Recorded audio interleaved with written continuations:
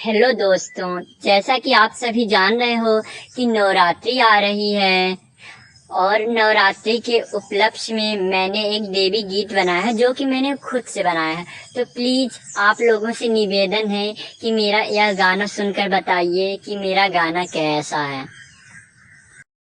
छपरस लई ह चुनरिया ना छपरस लई ह चुनरिया ना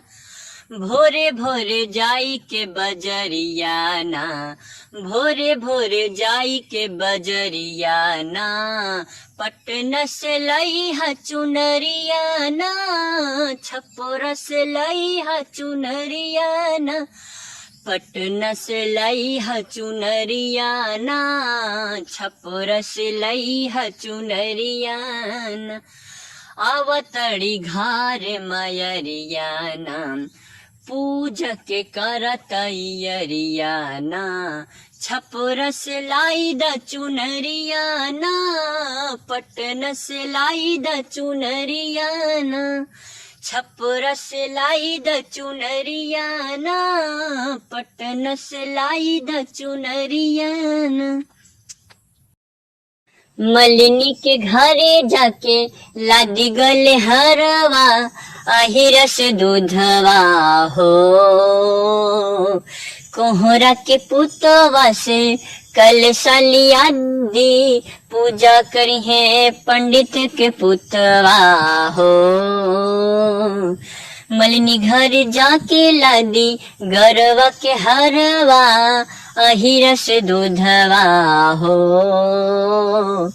कोहरा के पुतवा से कल सलिया दी पूजा करी है पंडित के पुतवा हो रक्षा रोरी पन पतियाना लाई दी राजा अगरबत्तियाना हो रक्षा रोरी पन पतियाना लाई दी राजा अगरबत्तियाना पटना से लाई दी चुनरियाना छपरा से लाई दी चुनरियाना हो पटना से लाई दी चुनरियाना छपरा से लाई दी चुनरियाना अवतड़ी घार मयरियाना पूजा के करतैयरियाना पटना से लाई दी चुनरियाना